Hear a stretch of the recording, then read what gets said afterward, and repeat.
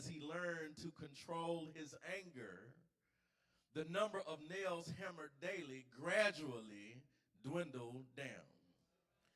He discovered after a while that it was easier to hold his temper than to drive those nails into the fence.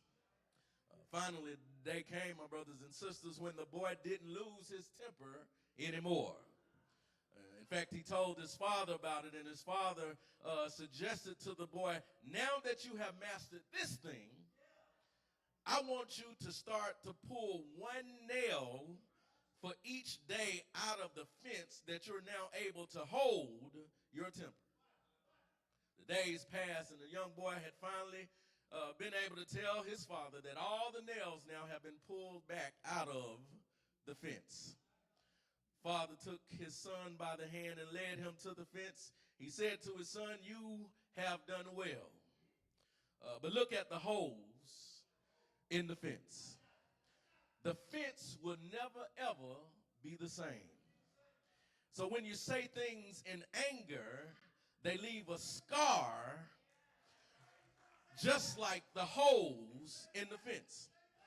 You can put a knife in a man and draw it out, and it won't matter how many times you say, I'm sorry, the wound is still there. I might not need the rest of these 19 minutes, but the little boy then understood how powerful his words really were. He looked up at his father and said, I hope you can forgive me for the holes I put in you. Father said, of course I can. We'll return to this momentarily, but this story of anger and forgiveness is one that we can all identify with. We may have anger issues on one hand. Others may have forgiveness challenges on the other hand. And just maybe, my brothers and sisters, we may play the role of the fence in that we are full of holes and scars that have been caused by the anger and the forgiveness challenges of other people. But I hear the words. I hear the words, my brothers and sisters, of some of you uttering, say what? You mean we might need to be forgiven more unconditionally in 2025? Let me remind you that it has been just over 10 days now since the 3 former MPD officers who were found not guilty on multiple state charges related to the death of Tyree Nichols. You remember how he came to his demise in January of 2023. Those videos are still fresh on many of our minds. So it is that I feel the pain of the mother of Tyree Nichols. I feel her say what, because this morning she might still be challenged in the area of forgiveness. Us good Bible-toting Christians, we can say crazy stuff like to her, like, you know you need to go and forgive all of them, and she probably does, but forgiveness, my brothers and sisters, is a process. Where does she begin to forgive? Perhaps she should begin with the whole incident. Or maybe she can go back and start to forgive the first blow that was dealt to Tyree Nichols. Or maybe she can fast forward to the last and the final blow that was dealt towards her son. Or maybe she can forgive the judge. Maybe not the judge, maybe the jury. Maybe not the jury, maybe the main officers who stood as supervisors on that day. Where does she begin to forgive? But come back with me to Jerusalem in our text on this morning, and I want to formally apologize to you for not introducing to you the characters in our text. Come on back to Acts chapter 11. There's a character by the name of Peter. You don't know him by that name, maybe Simon Peter. Simon, his name that he was given by his parents, but later his name was changed to Petros. the rock. He is named by Jesus because Jesus is in dialogue with his disciples one day, and he asked his disciples, who do men say that I am? Goes on in conversation. Peter stands up when Jesus asked the disciples. He said, well, I hear what you're saying that men say that I am, but who do you say I am? Peter opens up that bold mouth like only Peter can, and he said, thou art the Christ, Son of the living God. Jesus says to Peter, your name shall no longer be called Simon, your name shall be called Petros, meaning the rock, and upon this rock I will build my church. I'm just introducing you to a man by the name of Peter. In our present day, you might want to give him the name and the designation of Chief Pontius Pope-elect Leo, straight out of Chicago, Illinois, just to give you some modern day context. But then there are some other folks, the apostles. The number of the apostles are now still 12. Judas is gone, but he has been replaced by the new disciple named Matthias. But these can now be considered in our modern day time like the members of the clergy. Just to give you some modern day context. But then there are another group called the brethren. These are the religious folk, the learned, the ones that spend their time in the temple pretending to be super righteous, making themselves above everybody else. These are, to connect to modern day, the good Bible-toting Christians. They have perfect attendance at church. They don't carry their Bibles on the app, but their Bibles are so thick with a whole bunch of notes from 25 years of sermons. But yet, when it's time to put a microscope on their lives, they can call out the name of Jesus on Sunday morning. Oh, but here come Monday, Tuesday, Wednesday, Thursday, Friday, and Saturday. They're calling on all other names. I'm just talking about Bible-toting folks, the brethren. And then there are the Gentiles, the non-Jews, fried chicken eating people, neck bone eating people. Modern day, these are folk who live on Stovall, Lounge Street, Shannon, Hyde Park, Clarksdale. These are folk that live right in the neighborhood who may never walk into the church because us good Bible-toting Christians make ourselves above everybody else. I'm running out of time. But can I tell you, these characters are living in a time, in a context, where it is a toxic early church. So toxic that these characters cross paths in Jerusalem, not knowing that this happenstance encounter will begin to shape the fellowship of the members of the early church. Peter's, watch it now, reaction and response says what we need to hear to help shape our present day reactions and responses when the toxic tendencies rear their ugly heads in our dispensation of time. In other words, for the next few minutes, and I promise you a few, I will present the context for the matter of the text, some perspectives on the reactions in the text, and perhaps you may catch or miss the shout cues to celebrate our faith. There's a situation in the text. This high-ranking disciple, Peter,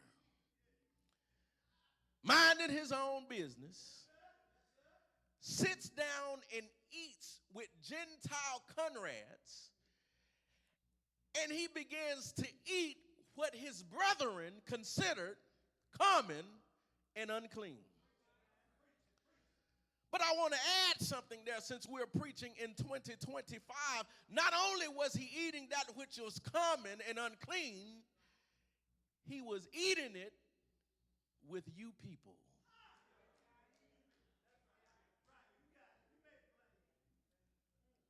Y'all ever been at work and somebody put you in the you people box? You ever been shopping and some worker in the store come and ask you people, can I help you? You people. Not only was it unclean, but he did it and he ate with you people. People who don't do it like we do it. People don't dress like we dress. People who don't eat what we eat. He did it in the presence of you people. Despite this context of the situation in the text, the church is growing through evangelism. It's growing through sound doctrine. It's growing through the boldness of faith. But the religious leaders took pride in creating proverbial boxes for everybody else to operate in. We don't do that at New Bethel.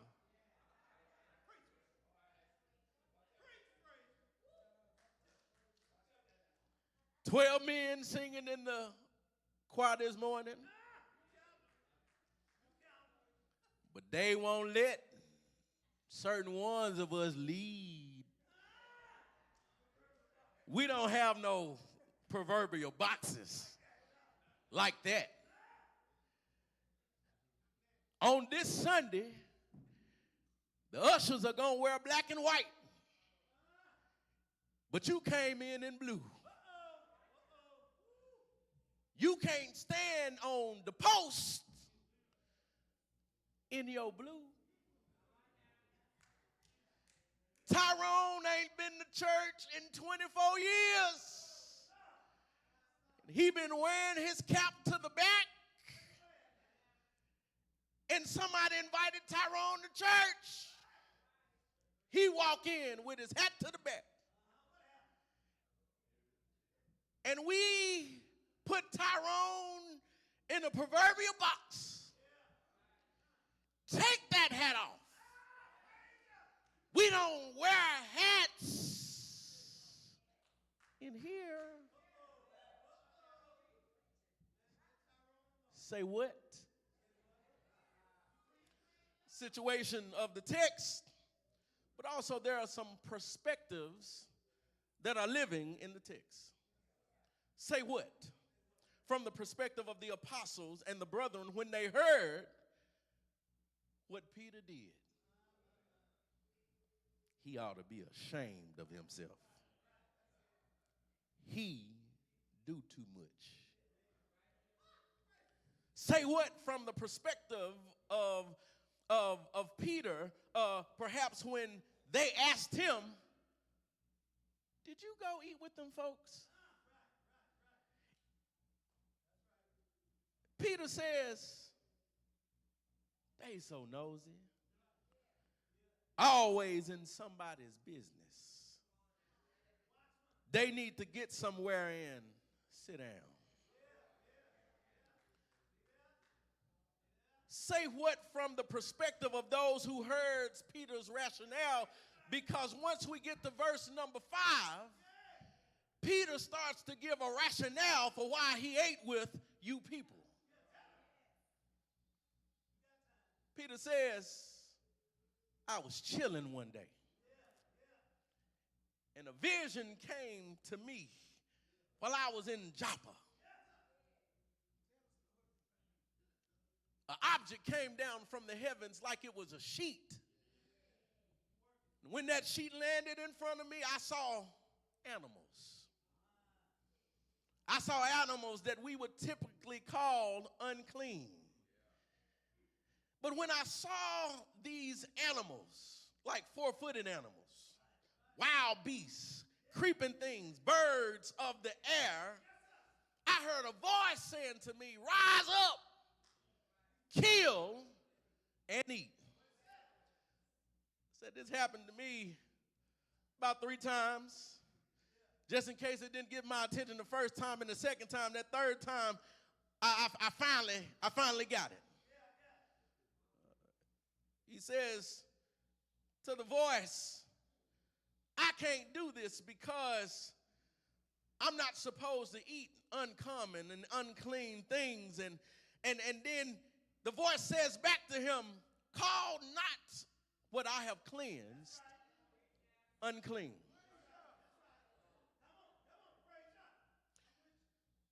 We got the dope boys, the YNs, out here running crazy in Memphis, and we worried about who's eating Circle B smoked sausages.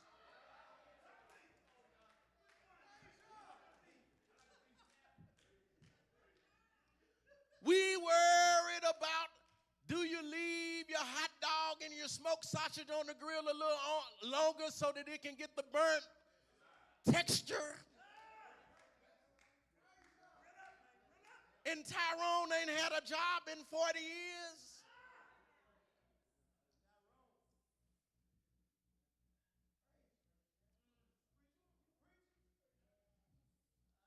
Paul says, I understand now. Been creating all of these boxes. And the boxes haven't helped anybody. In fact, the boxes exist to make me feel better about myself.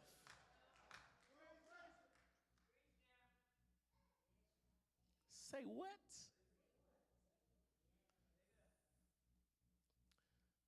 It is the perspective of those who heard Paul's rationale, because in the end, Paul says, when I came out of this vision, there were 3 people standing in front of me. Or Peter said, I'm going to now go in, and I'm going to go into the house, and I'm going to eat, and I'm going to share with them the word. And not only when I shared the word with them, the entire house of this Gentile man is saved. New Bethel, we got to go on Clarksdale, Stovall, Lounge Street.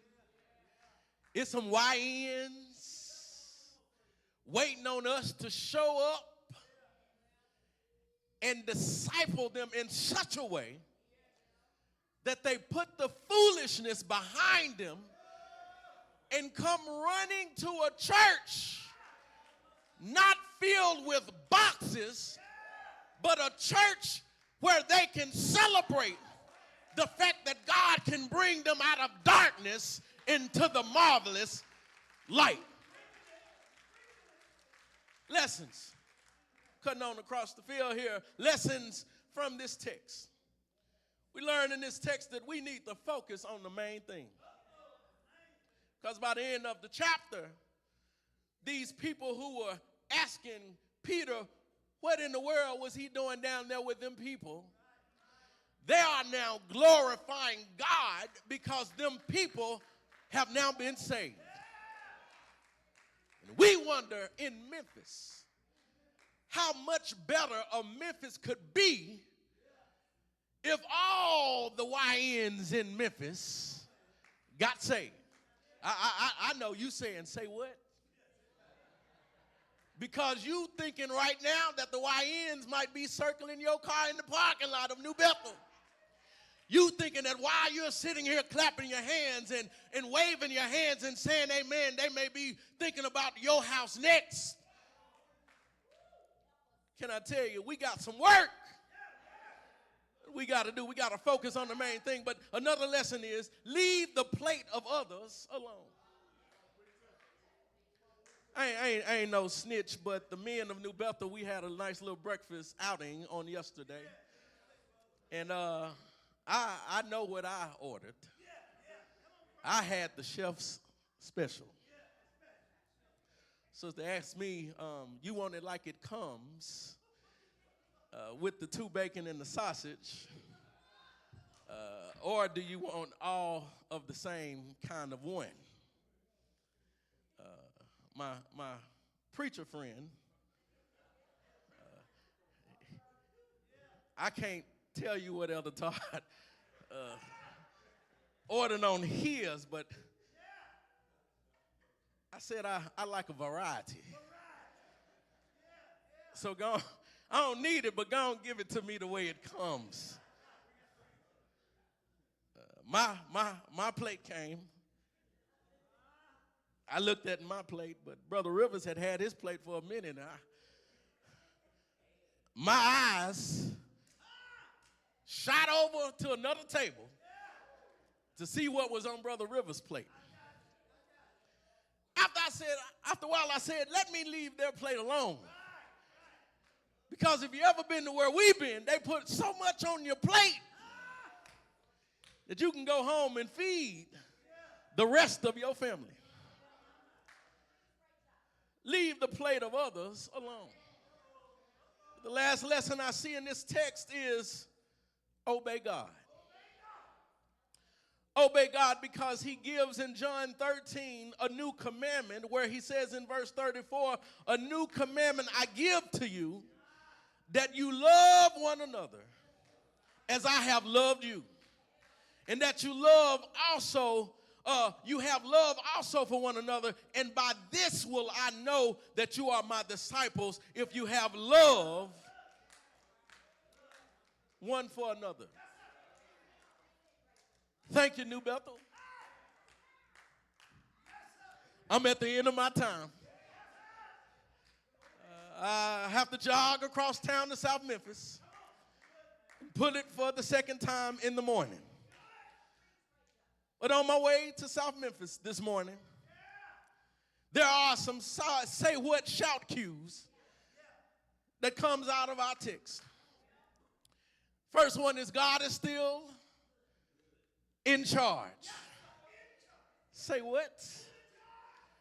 Satan is still busy.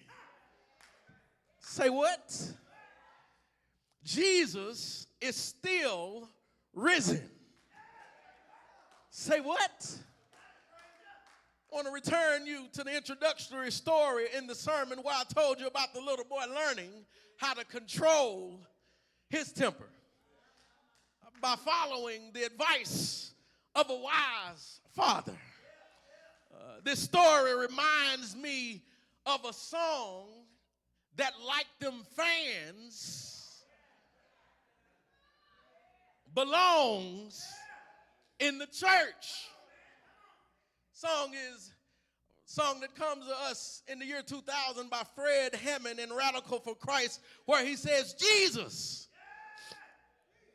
be a fence all around me every day. Jesus, I want you to protect me as I travel along the way. I know you can. Yes, Lord. I know you will. Yes, Lord. Fight my battle. Yes, Lord. If I just keep still. Yes, Lord. Lord, be a fence all around me every day. Good morning, New Bethel. May the Lord bless you real good. But on my way to South Memphis this morning, and if I never ever see you no more, I want you to have some say what in your spirit this morning. Because our God allowed his son to die on the cross, where every time a nail was driven through his hand, driven through his feet, our sins were being nailed to a cross. The sins of the YNs have been nailed to the cross. And since the holes are already in his hands, we need him to be a fence all around us every day. Say what? We need him to protect us as we travel along the way. Oh, and I'm so glad this morning that I serve a God that knows where I am on the GPS of my life. And God don't have to reprogram my GPS because he's already right where I am. Bye, children. May the Lord bless you real good.